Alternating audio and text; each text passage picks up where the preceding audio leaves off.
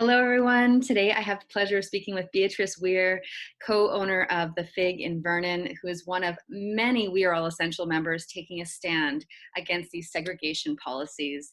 Thank you so much, Beatrice, for joining me on the call. And please introduce your business and let us know, where we can, how we can support you, as well as speak to the support and your experience so far in taking this stand. Yes, thanks, Samantha, for having me. It's a pleasure always to talk to you. It's a pleasure always to be part of this amazing We Are All Essential organization that has taken Canada by surprise with so much support from all the businesses around. So my son and I, we are located in Vernon, BC. My son and I, we co-own a small restaurant. It's called The Fig. And when the mandates were implemented on a Monday. I don't even remember the date.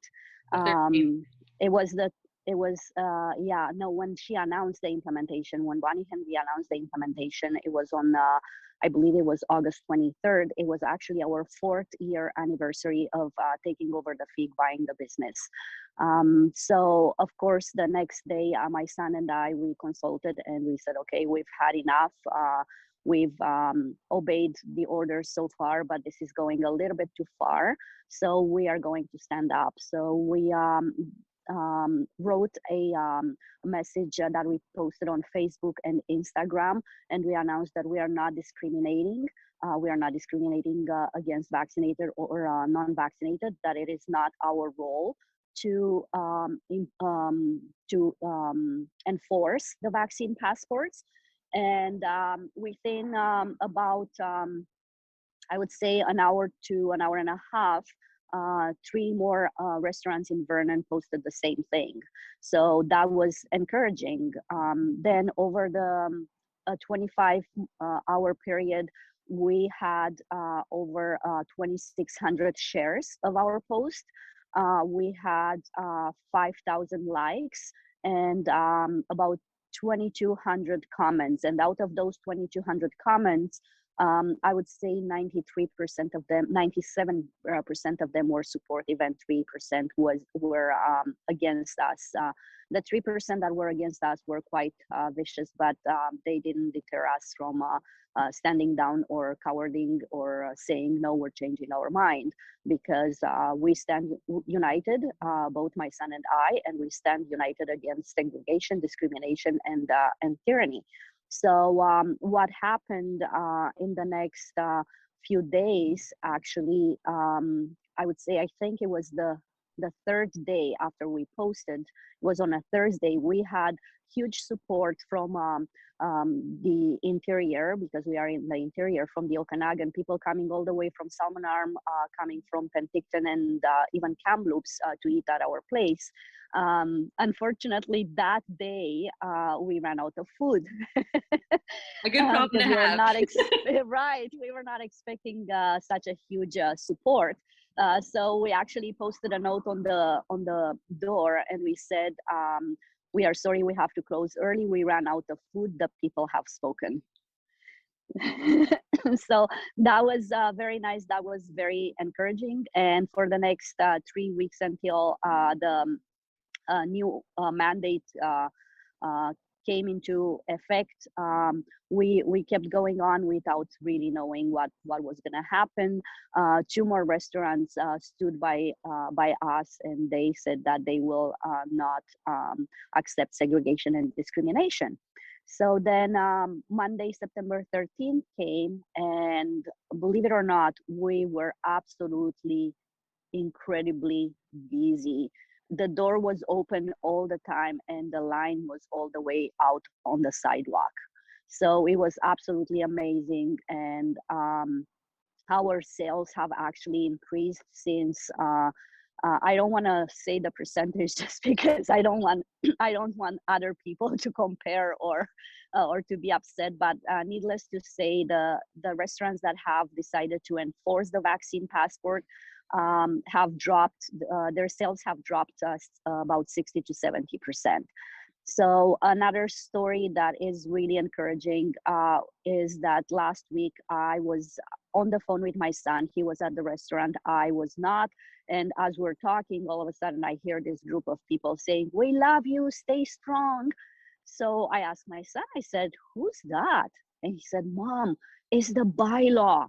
So the bylaws were walking by, they saw him on the phone. I mean, they saw him out there, and they just decided to let him know that they're supporting him. And another beautiful story is that a group of police officers are coming now every day to our restaurant to eat lunch. And that is their silent support to us, basically. That is beautiful. I'm so happy for you and for the other businesses that are taking a stand and receiving that support in so many different ways. It takes courage, you know, it really does.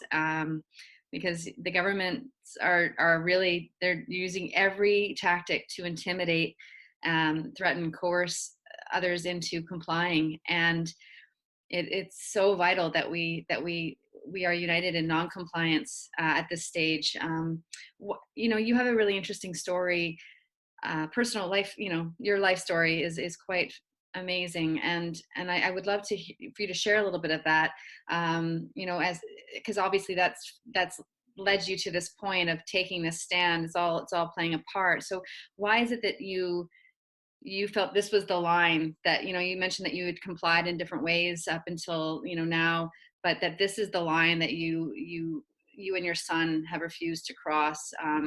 You're holding this line, and why is it that you've chosen to take a stand, and perhaps why should all business owners seriously consider, you know, taking a stand as well?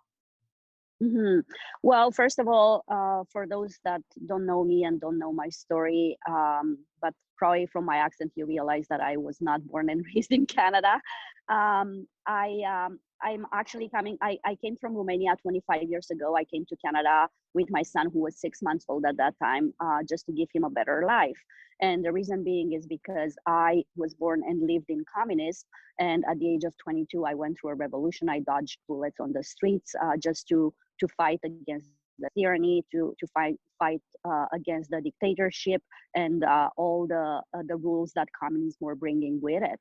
So I have some experience there, and I also could see the signs as soon as they announced that there is a pandemic. I could see the writing on the wall. So I knew that this was not about the virus. This was not about a pandemic. This was about control and taking over. So although we did comply in the beginning, kind of with the with the mandates, and I'm saying kind of is because when they introduced the mask mandate, we never put a sign on our door that masks are mandatory.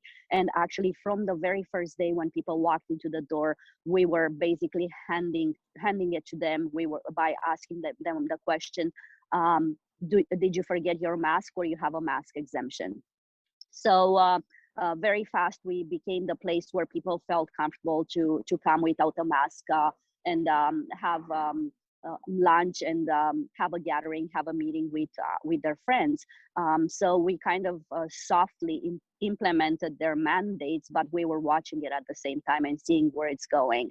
My son was not awake for most of the time in the beginning, and of course, his lack of experience with communism and not understanding that such a terrible thing can happen to Canada. He could not believe it, like many of the Canadians still don't believe that this is something that could happen to Canada, right? It's I don't want to say it in a bad way, because Canadians are naive because they're loving people. They're loving people, and they didn't have the experience. It's nothing else. So they believe that the government is here to help. They believe that the government is here for their own good, and now they're kind of having a very rude awakening. It's part of the process. It's part of the growing. Nothing to hold against them. Anyways, when the third lockdown was announced in BC, my son actually woke up, and he started posting a few TikToks, short videos on TikTok. I asked him why did he choose TikTok, because he's 23 years old, he's very young, And he said it's because I want to reach that age group. So those younger people need to wake up to the reality that this is not what is supposed to be. It's not what it looks like. It's not about the pandemic. It's not about our health. So then fast forward when the thing with the vaccine passports started, we had a conversation, and he said to me, "Mom, this is it. We can't stand still anymore. We have to stand against these mandates." And I was like, thank God, finally he realized. Oh, he actually prior when they announced the vaccine passports, he actually came to me and he said, Mom, I just want to apologize to you. And I said, oh, why is that? And he said, I am sorry because everything you've said so far for a year and a half has come true. And he's like, I apologize for not believing in you. And I said, no need to apologize. I just want us to move forward from here and to fight for this country, for the freedom in this country, for the freedom of these people. So we decided. Well, what was his definite wake up call was when Bonnie Henry announced that restaurants now have to ask for proof of vaccine. And he said, oh, so now all of a sudden we become, excuse me, we become police officers. So I actually joked with him. I said, yeah, I guess this is the fastest police academy that we have to graduate from. It takes us 3 weeks.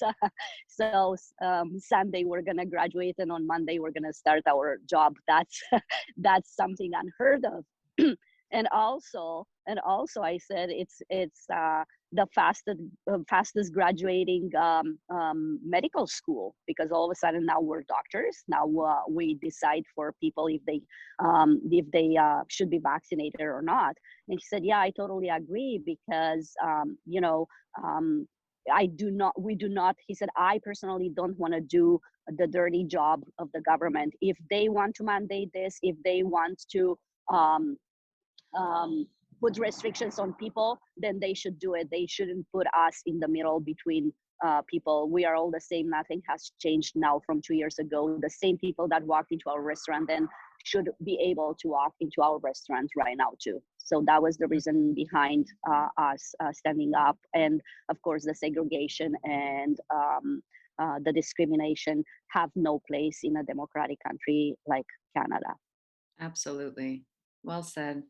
And it's such a slippery slope, right? It's just this could very easily lead to social credit score type systems. And if we don't put an end to this now, I mean, we're talking about possible fascism on such extreme levels.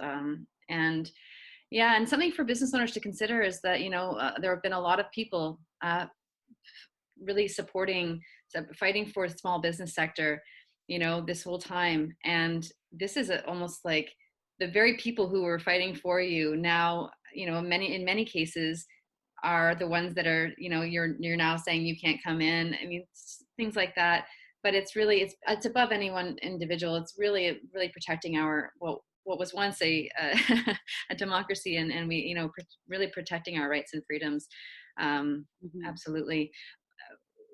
I would love to hear, any thoughts that you may have as for business owners, around knowing that they're supported by fellow business owners. With We Are All Essential, we often really we encourage people to gather offline as well, and to meet up in person, and to really sort of lock arms, in that sense.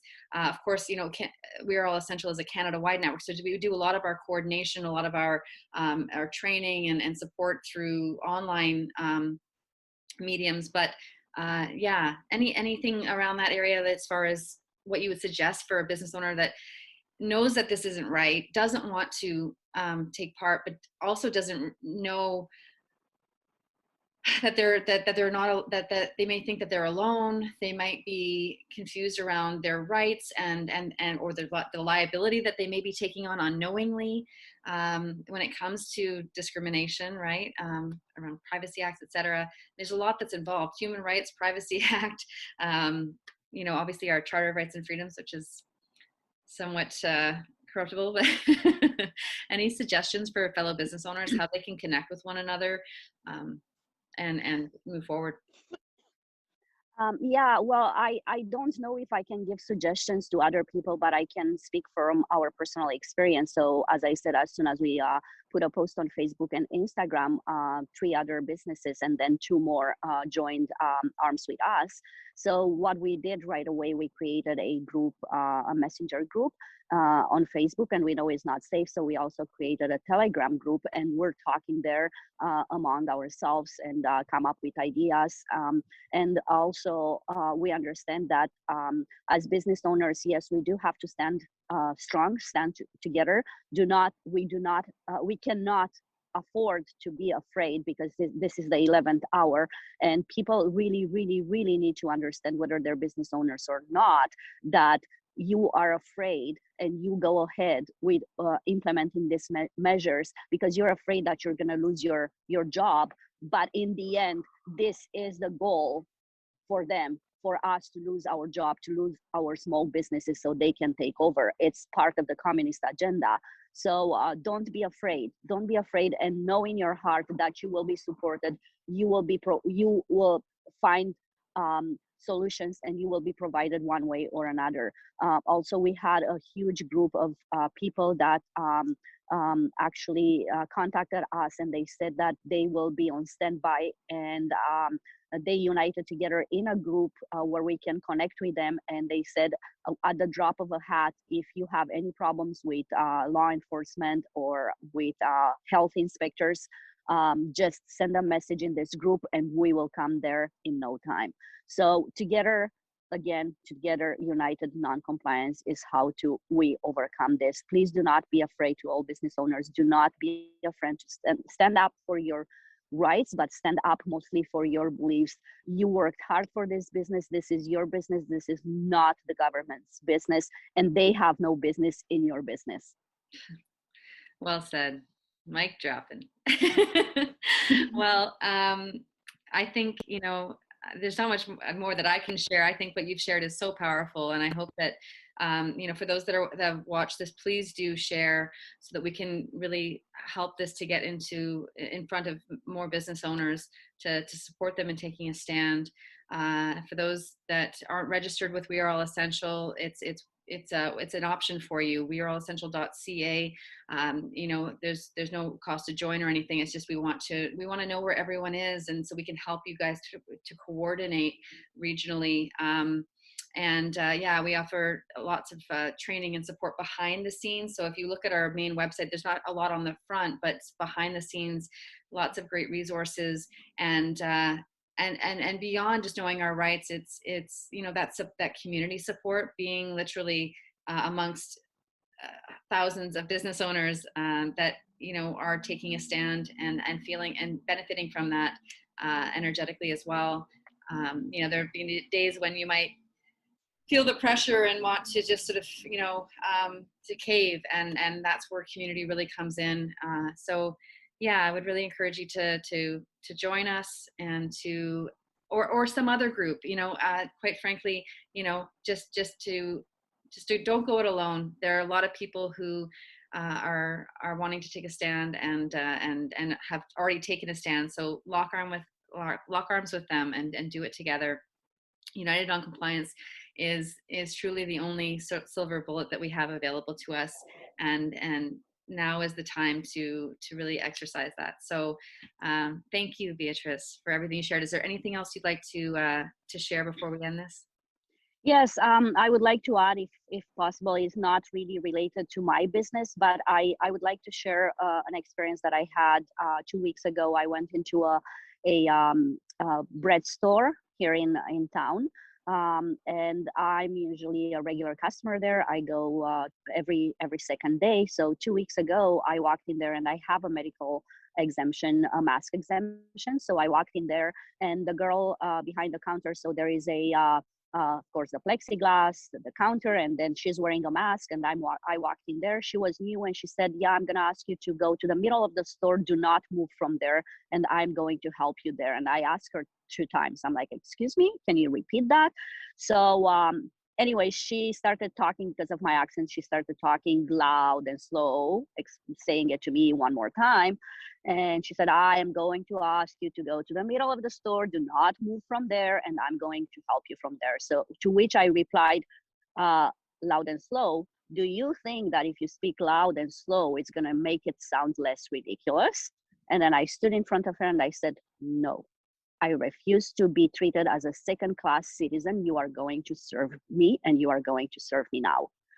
To which she looked at me shocked and she said, "No." I said, "Yeah, you heard that right. No. So I would like this and this and this." So I shopped, no problem.